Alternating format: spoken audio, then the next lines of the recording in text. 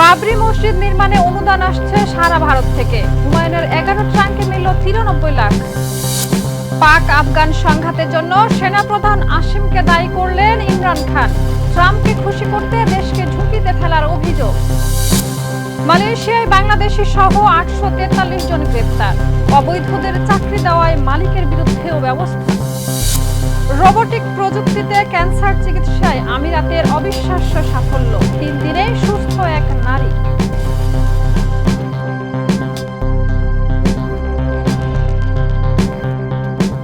দর্শক আমন্ত্রণ মাই TV I নিউজে। এতক্ষণ দেখছিলেন শিরোনাম, সাথে আছি আমি শাহিদা রুবি।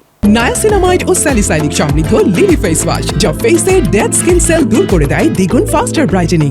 বাবরি মসজিদ নির্মাণে মোট প্রায় 300 কোটি টাকা প্রয়োজন। এরই মধ্যে 11টি ট্রাঙ্ক খুলে পাওয়া গেছে প্রায় 93 লাখ টাকা। 1992 সালের 6 ডিসেম্বর অযোধ্যায় বাবরি মসজিদ ভাঙ্গাকে ঘিরে উত্তাল হয়েছিল গোটা ভারত। 33 বছর পর একই দিনে বাবরি মসজিদ পুনরায় নির্মাণকে কেন্দ্র করে পশ্চিমবঙ্গের রাজনীতিতে তৈরি হয়েছে চরম উত্তেজনা। বিস্তারিত প্রতিবেদনে।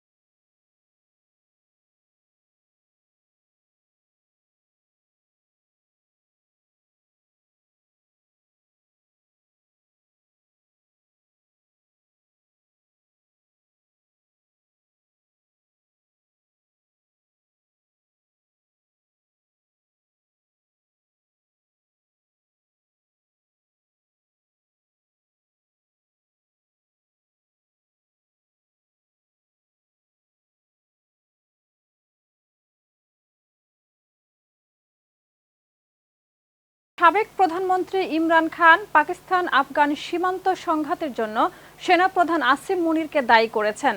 তিনি বলেছেন তার নীতি পাকিস্তানের জন্য বিপর্যয়কর, সন্ত্রাসবাদ নিয়ন্ত্রণের বাইরে চলে গেছে। ইমরান আরও অভিযোগ করেছেন মুনির শুধু পশ্চিমী শক্তিকে খুশি করার জন্য আফগানিস্তানের সঙ্গে উত্তেজনা বাড়াচ্ছেন এবং পাকিস্তানের স্বার্থকে উপেক্ষা করেছেন। ড্রোন হামলা ও সামরিক অভিযানও তিনি তীব্রভাবে সমালোচনা করেছেন। বিস্তারিত রিপোর্টে। There has never been a leader whose dream is এবার পাকিস্তানি সেনাপ্রধানের বিরুদ্ধে বিস্ফোরক অভিযোগ। পাকিস্তান আফগান সংঘাতের জন্য আসিম মুনির দায়ী এমন মন্তব্য করেছেন দেশটির সাবেক এবং কারাবন্দী প্রধানমন্ত্রী ইমরান খান। তবে কি খানের ধারণা সত্য? কি বলছেন বিশেষজ্ঞরা? পাকিস্তানের সাবেক প্রধানমন্ত্রী এবং পাকিস্তান তেহরিক ইনসাফ পিটিআই এর প্রতিষ্ঠাতা ইমরান খান আফগানিস্তানের সঙ্গে সাম্প্রতিক সংঘাতের জন্য পাকিস্তান সেনাপ্রধান ফিল্ড মার্শাল আসিম মুনিরকেই দায়ী করেছেন। এ বিষয়ে ইমরানের সঙ্গে রাওয়ালপিন্ডির আদিয়ালা জেলে সাক্ষাৎ করেছেন তার বোন উজমা খান এবং তিনি 2 ডিসেম্বর সামাজিক যোগাযোগ মাধ্যমে এই বার্তা শেয়ার করেছেন। ইমরান উর্দু ভাষায় বলেছেন আসিম মুনিরের নীতি পাকিস্তানের জন্য বিপর্যয়কর। তার নীতির কারণে সন্ত্রাসবাদ নিয়ন্ত্রণের বাইরে চলে গেছে। এটি আমাকে গভীর দুঃখ দিয়েছে। তিনি আরও অভিযোগ করেছেন মুনির আফগানিস্তানের সঙ্গে উত্তেজনা বাড়িয়ে পশ্চিমা শক্তিগুলোকে সন্তুষ্ট করার চেষ্টা করছেন এবং পাকিস্তানের জাতীয় স্বার্থকে উপেক্ষা করছেন। ইমরান পাকিস্তানের অন্তর্গত ড্রোন হামলা এবং সামরিক অভিযানেরও তীব্র সমালোচনা করেছেন। তিনি বলেন দেশের জনগণের বিরুদ্ধে ড্রোন হামলা সন্ত্রাসবাদকে আরও উস্কে দিবে। আমি এ ধরনের অভিযান কখনোই সমর্থন করিনি। উজমা খান জানিয়েছেন জেলের মধ্যে মানসিকভাবে চাপের মধ্যে থাকা ইমরান পুরোপুরি সুস্থ রয়েছেন। তবে তাকে সারাদিন কারাকক্ষে আটকে রাখা হয় এবং সীমিত সময়ে বাইরে যাওয়ার অনুমতি দেওয়া হয়। এই প্রসঙ্গে ইমরান স্পষ্ট করেছেন সমস্ত কিছুর জন্যই আসিম মুনির দায়ী। শাহিদা রুবি, মাই টিভি। যুক্তরাষ্ট্র H-1B ভিসা আবেদনকারীদের উপর নতুন কড়াকড়ি আরোপ করেছেন। যেসব বিদেশি কর্মী বা তাদের পরিবার বাক স্বাধীনতা দমন, ফ্যাক্ট চেকিং বা ডিসইনফরমেশনের সঙ্গে যুক্ত, তারা ভিসার জন্য অযোগ্য বিবেচিত হবেন। দূতাবাসগুলো আবেদনকারী চাকরির ইতিহাস ও অনলাইন প্রোফাইল যাচাই করবে। এর আগে স্টুডেন্ট ভিসা ও H-1B ভিসার উপর ফি বৃদ্ধি এবং নজরদারি শুরু করেছে। বিস্তারিত প্রতিবেদনে। There's never going to be a country like what we have right now. And does that the mean Republicans have to talk about it? যুক্তরাষ্ট্রে H-1B ভিসা আবেদনকারীদের জন্য নতুন কড়াকড়ি আরোপ করেছে ট্রাম্প প্রশাসন। অভ্যন্তরীণ এক নথিতে বলা হয়েছে, যেসব বিদেশি কর্মী বা তাদের পরিবার বাক স্বাধীনতা দমন, তথ্য নিয়ন্ত্রণ, ভুল তথ্য মোকাবেলা বা ফ্যাক্ট চেকিং এর সঙ্গে যুক্ত, তাদের ভিসা বাতিল বা আবেদন অযোগ্য হবে। H-1B ভিসা মূলত উচ্চ দক্ষতা সম্পন্ন প্রযুক্তি কর্মী নিয়োগের জন্য ব্যবহৃত হয়, বিশেষ করে ভারত ও চীন সহ বিভিন্ন দেশ থেকে বিশেষজ্ঞ আনার ক্ষেত্রে। গত 2 ডিসেম্বর মার্কিন পররাষ্ট্র দপ্তর সব দূতাবাসকে নির্দেশ দিয়েছেন আবেদনকারীর চাকরির ইতিহাস, সিভি ও লিঙ্কডইন প্রোফাইল খতিয়ে দেখতে। যাদের সঙ্গে মিথ্যা তথ্য প্রতিবাদ, ডিসইনফরমেশন মোকাবেলা, অনলাইন সেফটি, কন্টেন্ট মডারেশন বা ফ্যাক্ট চেকিং এর যোগসূত্র পাওয়া যাবে, তাদের ভিসার জন্য অযোগ্য ঘোষণা করতে হবে। পররাষ্ট্র দপ্তরের এক মুখপাত্র বলেন, আমরা এমন বিদেশিকে যুক্তরাষ্ট্রে কাজ করতে দিতে চাই না যারা আমেরিকানদের মত প্রকাশ রোধ করতে পারে। তিনি আরো উল্লেখ করেন, অতীতে ট্রাম্প নিজেও সামাজিক যোগাযোগ মাধ্যমে অ্যাকাউন্ট ব্লক হওয়ার ঘটনা দেখেছেন, তাই অন্যদের সে ঝুঁকিতে ফেলতে চান না। এর আগে স্টুডেন্ট ভিসা এবং H-1B ভিসার উপর কড়াকড়ি আরোপ করা হয়েছে এবং সেপ্টেম্বরে নতুন ফি চালু হয়েছে। প্রশাসন বলছে, প্রযুক্তি খাতের নতুন কর্মী সামাজিক মাধ্যম ও আর্থিক প্রযুক্তি প্রতিষ্ঠানগুলোতে কাজ করেন, যেখানে যুক্তরাষ্ট্রে মত প্রকাশ দমন নিয়ে অভিযোগ উঠেছে। ট্রাম্প প্রশাসনের এই নতুন নির্দেশনার পর বিদেশি কর্মী ও তাদের পরিবারের জন্য H-1B ভিসা আরও কঠিন হয়ে উঠতে পারে। Shahida Ruby, MyTV.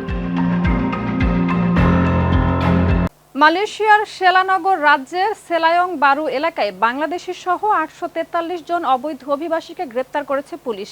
বৈধ কাগজপত্র না থাকায় তাদের গ্রেপ্তার করা হয়। বিস্তারিত প্রতিবেদনে। মালয়েশিয়ায় চলছে অবৈধ অভিবাসীদের বিরুদ্ধে ধরপাকড় অভিযান। এরই ধারাবাহিকতায় শনিবার রাত 8টার দিকে দেশটির সেলায়াং বাজার ও তানি মার্কেটে অভিযান চালিয়ে 1116 জনকে আটক করে তাদের কাগজপত্র পরীক্ষা করা হয়। এরপর বৈধ কাগজ না থাকায় 843 জনকে গ্রেপ্তার করে পুলিশ। তাদের মধ্যে 35 জন নারী। এই অভিযানের নেতৃত্ব দেন সেলাঙ্গরের মেন্টরি পেশার দাতক শেরি আমিরুদ্দিন শারি। তিনি জানান, গ্রেপ্তারদের মধ্যে মিয়ানমারের 647 জন, নেপালের 102 জন, বাংলাদেশের 79 জন, ইন্দোনেশিয়ার 15 জন এবং ভারতের 10 জন রয়েছেন। রোববার কসমো অনলাইনে প্রকাশিত এক প্রতিবেদনে বলা হয়, বৃহৎ পরিসরের এই অভিযানে যুক্ত ছিল অভিবাসন বিভাগ, মালয়েশিয়া পুলিশ, জাতীয় নিবন্ধন বিভাগ, শ্রম বিভাগ, জাতীয় মাদক বিরোধী সংস্থা ও স্থানীয় কর্তৃপক্ষ সহ বিভিন্ন সংস্থা। প্রতিবেদনে আরও বলা হয়, গ্রেপ্তারদের বয়স 21 থেকে 53 বছরের মধ্যে। তাদের বিরুদ্ধে পরিচয়পত্রহীনতা, পাশের শর্ত লঙ্ঘন, অতিরিক্ত সময় অবস্থান এবং অবৈধ কার্ড ব্যবহারের অভিযোগ আনা হয়েছে। আমিরুদ্দিন শারি জানান, এলাকায় বিদেশি নাগরিকদের আধিক্য এবং অবৈধ ব্যবসা পরিচালনার অভিযোগ পাওয়ার পর এই অভিযান পরিচালিত হয়েছে। এ সময় স্থানীয় নিয়োগকর্তাদের অবৈধ অভিবাসীদের নিয়োগ না করার জন্য নির্দেশ দেওয়া হয়। এছাড়া আইন না মানলে মালিক, কর্মী সহ সংশ্লিষ্ট সবার বিরুদ্ধে ব্যবস্থা নেওয়া হবে বলেও জানান তিনি। রোবোটিক প্রযুক্তিতে সার্জারি করে অবিশ্বাস্য সাফল্য পেয়েছেন সংযুক্ত আরব আমিরাতের চিকিৎসকরা। মাত্র 3 দিনেই ক্যান্সার থেকে মুক্তি পেয়েছেন এক নারী। সম্প্রতি দেশটির সংবাদ মাধ্যম খালিজ টাইমস এ তথ্য জানিয়েছে। বিস্তারিত প্রতিবেদনে।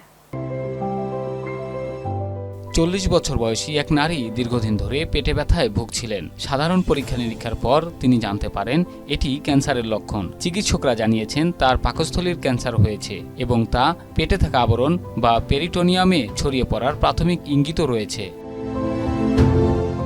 আবুধাবির বুরজিল মেডিকেল সিটির চিকিৎসকেরা পরীক্ষা নিরীক্ষার পর অত্যাধুনিক চিকিৎসা পদ্ধতি প্রয়োগের সিদ্ধান্ত নেন। 6 ঘণ্টাব্যাপী অপারেশনে প্রথমে রোগীর শরীরে দৃশ্যমান সব ক্যান্সার কোষ অপসারণ করতে সাইটোরিডাকটিভ সার্জারি করা হয়। এরপর দা ভিঞ্চি রোবোটিক সিস্টেম ব্যবহার করে রোবট সহায়িত গ্যাস্ট্রেক্টমি সম্পন্ন হয়। টিউমার অপসারণের পর চিকিৎসকেরা পেটের ভেতরে সরাসরি উষ্ণ কেমোথেরাপি HIPC প্রয়োগ করেন, যা মাইক্রোস্কোপিক ক্যান্সার কোষ ধ্বংসে অত্যন্ত কার্যকর। চিকিৎসকরা জানান, তাদের সমন্বিত প্রচেষ্টার ফলেই রোগী মাত্র 3 দিনের মধ্যেই হাসপাতাল থেকে ছাড়পত্র পান, যা এত বড় ক্যান্সার সার্জারির ক্ষেত্রে অত্যন্ত বিরল ঘটনা। এই সফলতা আমিরাতের ক্যান্সার চিকিৎসায় নতুন মাইলফলক। সার্জারি শেষে সুস্থ হয়ে আয়শা বলেন, আমার সুস্থতা এত দ্রুত হবে ভাবিনি। মনে হচ্ছে নতুন জীবন পেয়েছি। প্রারম্ভিক নির্ণয় ও আল্লাহর প্রতি বিশ্বাস থাকলে সবই সম্ভব। নিউজ ডেস্ক, মাই টিভি। বিতর্কিত মুফতি আব্দুল কাবি এক পডকাস্টে দাবি করেছেন যে 1990-এর দশকে তিনি নাকি কারিনা কাপুরের সঙ্গে বিয়ে করেছিলেন। তার এই মন্তব্য প্রকাশের পর সোশ্যাল মিডিয়ায় ব্যাপক সমালোচনা শুরু হয়, কারণ কারিনার বয়স ও সীমারেখা তার দাবির সঙ্গে মেলে না।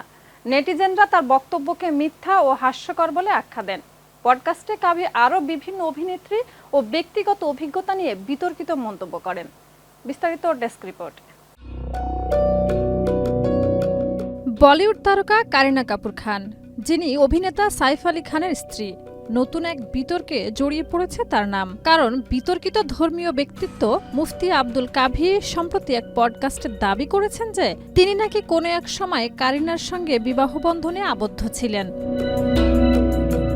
মুফতি কাবি, যিনি প্রায়ই কোনো অস্বাভাবিক আচরণ ও বক্তব্যের কারণে আলোচনায় থাকেন, পডকাস্টে বলেছিলেন 1990-এর দশকে তার ও কারিনার মধ্যে নাকি বিয়ে হয়েছিল। তিনি আরও দাবি করেন, ধর্মীয় বিধান অনুযায়ী কোনো ধর্মগ্রন্থে বিশ্বাসী হিন্দু ব্যক্তির সঙ্গে বিবাহ বৈধ হতে পারে। তার কথায় 1996 সালের দিকে তাদের পরিচয় হয় এবং তখন কারিনার বয়স ছিল আনুমানিক 21 থেকে 23 বছর। তাদের নাকি সম্পর্ক চলেছিল 1999 সাল পর্যন্ত। পরবর্তীতে কারিনার সাইফ আলী খানের সঙ্গে বিয়েকেও তিনি হালাল ঘোষণা করার জন্য ভারতীয় ধর্মগুরুদের সমর্থনের কথা উল্লেখ করেন। এ ধরনের চাঞ্চল্যকর মন্তব্য ছড়িয়ে পড়তে সোশ্যাল মিডিয়ায় শুরু হয় ব্যাপক প্রতিক্রিয়া। অনেকেই কাবির দাবিকে ভিত্তিহীন বলে সমালোচনা করেন। একজন লিখেছেন, কারিনা 1980 সালে জন্মেছেন আর আপনি বলছেন 1982 সালে নিকাহ হয়েছে, অন্তত গল্পটা ঠিক করুন। আরেকজন মন্তব্য করেছেন, তিনি অত্যন্ত অশ্লীল ও বিতর্কিত, এ কারণে অন্যান্য মৌলানারা তাকে বহিষ্কার করেছিলেন। নেটিজেনদের অনেকেই প্রশ্ন তুলেছেন তার দাবি, ধর্মীয় ব্যাখ্যা ও একটি সুপরিচিত বলিউড অভিনেত্রীর সঙ্গে তার কথিত বিবাহ সম্পর্কিত বক্তব্যের উপর। পডকাস্টে মুফতি কাবি তার ব্যক্তিগত জীবন, যুবককালের ঘটনা, দুবাইয়ের ব্যবসায়ীদের সঙ্গে যোগাযোগ, বিভিন্ন ভারতীয় অভিনেত্রীর সঙ্গে পরিচয় এবং বলিউডের আরও কয়েকজন তারকার সম্পর্কে উত্তেজক মন্তব্য করেন। এমনকি ঐশ্বরিয়া রায় সম্পর্কে আগ্রহ প্রকাশ করেন তিনি। শাহিদা রুবি, মাই টিভি। দর্শক, এই ছিল আজকের মাই টিভি আই নিউজ। ধন্যবাদ এতক্ষণ সাথে থাকার জন্য।